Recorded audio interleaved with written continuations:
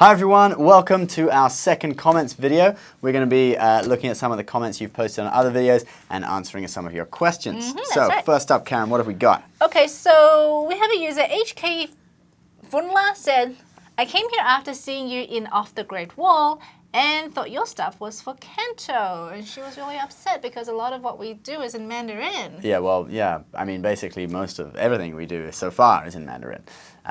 She would have seen this video, which you can check out right here, is which I did a little guest appearance in Off the Great Wall. It's kind of like an Asian comedy series, and it was about dim sum ordering guide. Yeah. And you know. And Ben spoke Kento. I speak a bit of Kento, but that Kento is actually, well, I knew some of those words, but not all of them. And so. actually, it really bugs because Ben always likes to practice his Kento to people around him, and whenever he does to me, I just roll my eyes at him, and maybe that discourages him. But yeah. Well, I feel sad because I was brought up in Hong Kong and I never learned Cantonese. So you didn't find your roots. Yeah, I feel like learning Canto would be. So we will possibly be doing a series on basics of Cantonese. I'll try not to roll my eyes. Yeah, well, you won't be in it because you don't. Oh Oh my god. Anyway, whatever. Okay. Anyway. Let's go on to the next. We got someone called Light Yagami who says 可愛, which means cute. Sounds quite similar to the Japanese kawaii. I'm guessing there's a connection there, Karen. You would be correct. So 可愛 is what you say in Chinese to mean cute, and kawaii is what Japanese people say to mean cute as well. So kawaii, the adjective, actually comes from the Japanese sound kawaii-sa, and the two characters for ka and y is ke and ai in Mandarin. So definitely a connection there actually comes from the Chinese characters to describe something that is cute or lovely. And actually, yeah, a lot of Japanese characters are Chinese characters. Right? Yeah, the Japanese have like 3 alphabets, and one of those alphabets are characters which are pretty much based almost exactly the same as Chinese characters, that's just right. a few differences. Yeah, and I think they actually kind of, depending on how much Chinese characters you can recognize, people kind of use that to determine how educated you are. So, yeah. Cool. Definitely a big link there. Okay, what's next? Do you want to read it out? So Spencer O'Dowd says, hey guys, just because I'm curious, would you be able to make something about how people sing in Chinese? I mean, it's straightforward for Western languages, but how do the tones change things? We may have to listen to Ben sing now, just to demonstrate. 我依然爱你，每个呼吸，每个表情。You like Wang Lihong? I don't. If you don't know who Wang really Lihong is, into he's Asian an awesome pop. I'm not- Taiwanese pop star. 我依然爱你，就是唯一的退路。我依然。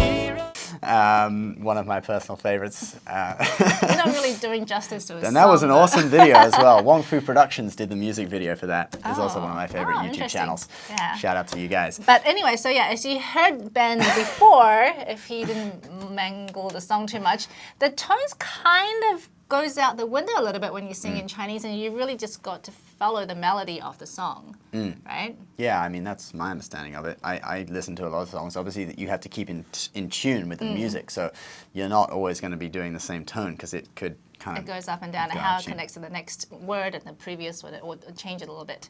So yeah, the tones kind of get a little bit disregarded when you sing in Chinese. So Ben, what's the next one? Okay, let's have a look. All right, so someone wants to know, can you do a video about the differences in different Chinese dialects? And I have friends who speak Mandarin, but husband speaks Hakka. I'm not sure if that's right because the dialects are so different, they speak English to each other.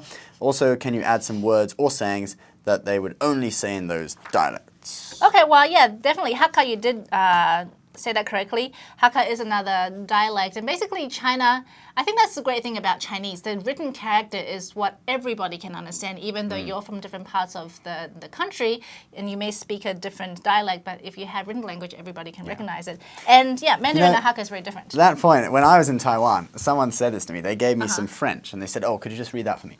I was like, what? And they said, well, it's written in English letters. I thought you would be able to understand all European languages as long as it's written in English letters. Because that's kind of how it is in Chinese, yeah, right? and I was like, no, it doesn't work like I don't that. speak French, dude. But yeah, so Hakka and Mandarin are really different. Actually, my mom is Hakka. So like my grandparents on my mom's side, whenever we went to visit them when I was little, they would be speaking Hakka all the time, and I didn't understand them. And I still kind of don't really understand it. It's very different. It's like Cantonese to Mandarin. It's very different. Yeah. Like in Mandarin, ni hao, hello is ni hao. And in Cantonese, it's lei hou. And in I mean, Taiwanese, you can kind of see what is the it in Taiwanese? similarity. Said in Taiwanese. Ni hao. I don't know how to speak Taiwanese, which is Hokkien. Oh, I it's- know. I it's really li just hou. know. Li hou. Li hou. Okay. Yeah, I don't know how So to you can see it's linked, It's but it's not similar. exactly the same. Yeah. But ni hao is a very similar word in all of them. But once you start into getting to other words, it's very the different. pronunciation can be really, really different. Okay, so we have one from Agarella, 1979, and this person said, when I ask for vegetable buns, I say 菜包. So would I say vegetable dumpling as a 菜饺子? So this was after we did that episode about how to cook some simple Chinese That was snacks. a tasty episode. Well, for you, I didn't get to taste anything. And Xiaoxie. So yeah, basically, when a food is all vegetarian, Chinese people use the character su. So su, it also kind of means plain. But you can say 菜饺. You wouldn't say 菜饺子. yeah, you wouldn't say 菜饺子. A long time ago, I worked in a Chinese restaurant.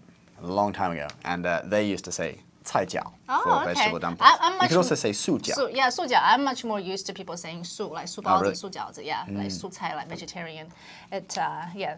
But yeah, 菜 is obviously vegetable. 菜 just means vegetables. Yeah, but 素 but means 素 specifically meatless. means no meat, doesn't Yeah, it? yeah, that's The right. two in Chinese, 荤 and 素 are the two opposites. That's- So yeah. 荤 means it has meat in it, and this pertains to, from Buddhism, foods that were forbidden in Buddhism. It used to include more like onions, ginger, and stuff as well as meat, but now it's really just they often They refer as meat. yes. So if someone says to you, 你要荤的还是素的, they're asking you if you want a vegetarian meal or a meat. meal.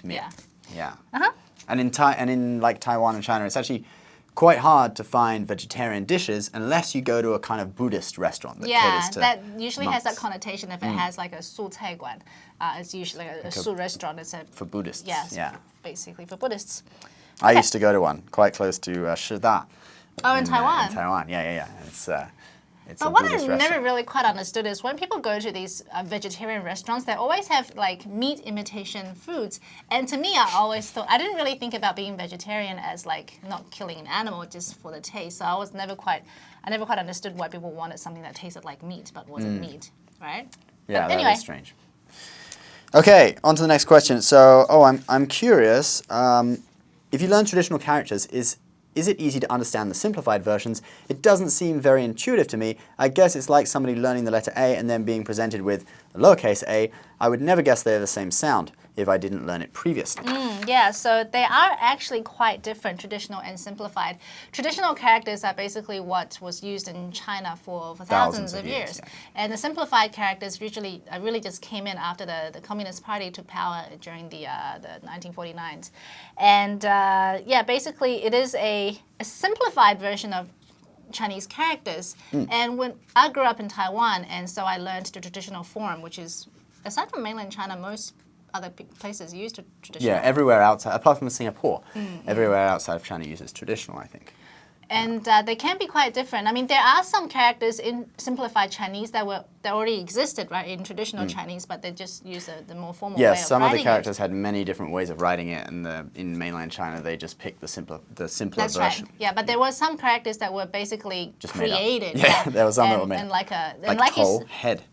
That one was literally just made up and has no you can't meaning. really tell Yeah. the correlation between the two, and that can make it hard for people who are learning either traditional or simplified to learn the other one. But I've always liked the intricacy of the traditional characters. I feel like when you look up things that talk about how a particular Chinese character evolved, it makes sense when you look at the traditional and like how it actually changed. So yeah. For me personally, I feel that, it's not that hard. Like many of the traditional characters, in characters you have radicals. Like characters aren't unique; they're repeated little drawings, Yeah, right? That yeah. repeat in different positions.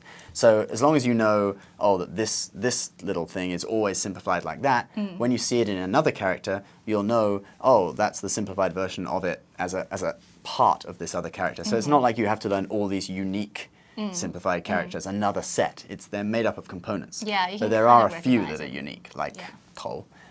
meaning head.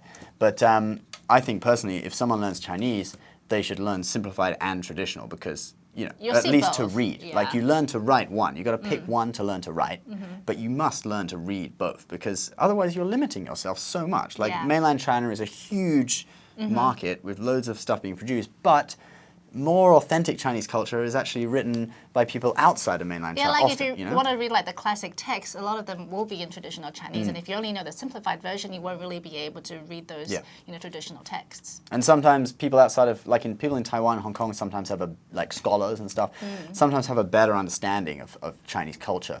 And if you want to read their articles, then that's going to all be in traditional, you know. So I think you should at least be able to read both and pick one to write. So the next comment we have is from Ashadello, and it's talking about accents. Basically, this person says basically the gist of it is whether you add the character to the end of words, because Beijing, a lot of people do add that as part of their accent from Beijing.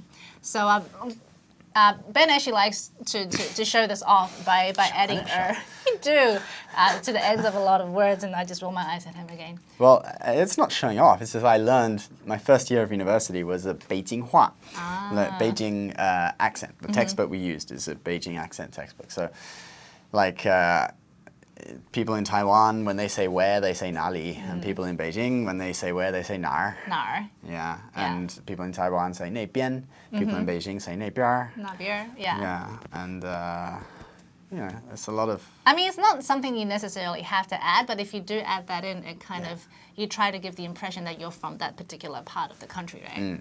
But it's not that you can add it to every word. So you have to learn individually which words you're allowed to add it to. Otherwise, you're just going to sound like an idiot. Complete idiot.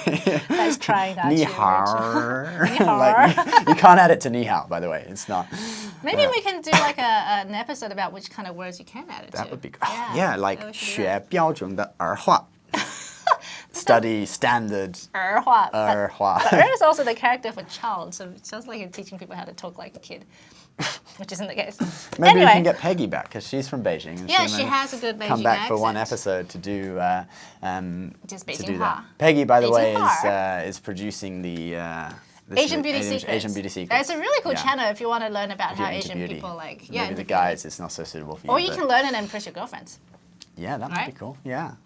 So, but you probably won't see her on screen. She's got another girl called Mia hosting it. She's in a couple of them, but she's the producer of it. She's more like doing the filming and editing and these kind of stuff. That's right. You can check out one of their videos right here. Cool. So we do have one last comment. Two last comments. Two last comments. Ben, why didn't you read the second to last one? All right, so I think Ben looks like Dan is not on fire because of his accent. Okay, so if you remember last time we did a comments video, we read a comment, someone thought I looked like this guy called Dan is not on fire. I don't think so, but whatever, you know. I thought it was just because of the English accent. And yep, this person says it's because of my accent, and Ben isn't. Oh, this is from a UK person. I don't think you have a posh accent, Ben, which is cool. I don't really want a posh accent. Can you put it on for me? Oh, certainly. Like, if you want to sound like a posh from England, like Prince Charles, this is approximately the way one would speak. And I am actually from Surrey, which is the poshest county in England, where they play cricket and they drink tea, and you know, it's really posh. People do actually speak like this, and you think it's a joke, right? I go down there and like my mom's friend will phone up, hey, hello, is Angela there? Oh, yes. And I think it's a joke, but it's actually real. People speak like this, and, you know? Anyway. And also this person just said, oh, on another note, I can't believe you went to SOAS. High five. Yo. SOAS is the university I studied at. It's called the School of Oriental and African Studies at the University of London, the top school in Europe to study Chinese. I see. If you've seen the film, The Last Emperor, the teacher of the last emperor of China, Pu Yi, he was one of the original lecturers that founded the school. 10,000 books in the library from his personal collection.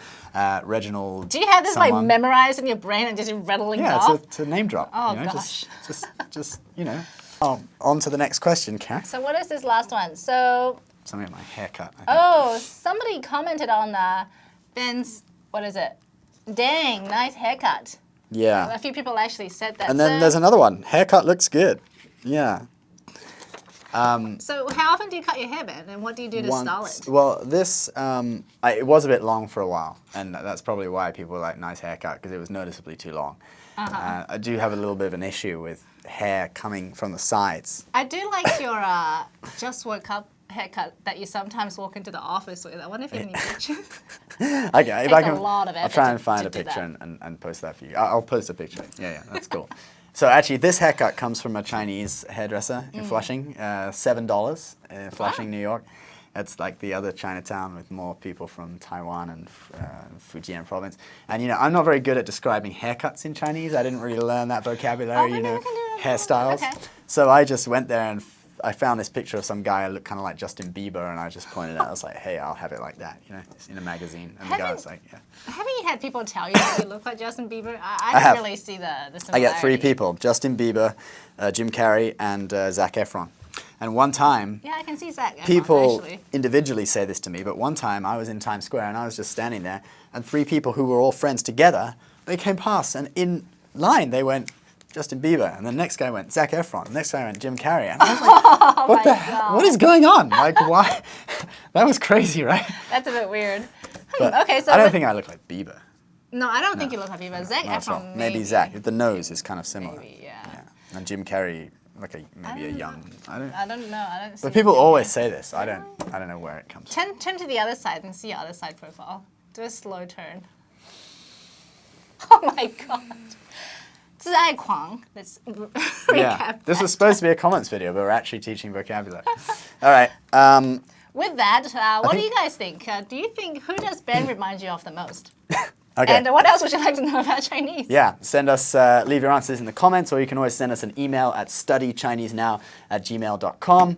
And we had an awesome video, went viral in Taiwan a couple of days ago on the 老外看中国 channel. If you want to watch the original in Chinese, it's going to be up here, but we're going to add subtitles to it and put it up online for you next week. It's called China's 10 Most Ugly Buildings. It's a pretty good video. It's quite a laugh. Okay, see you later, guys. See ya. 再见.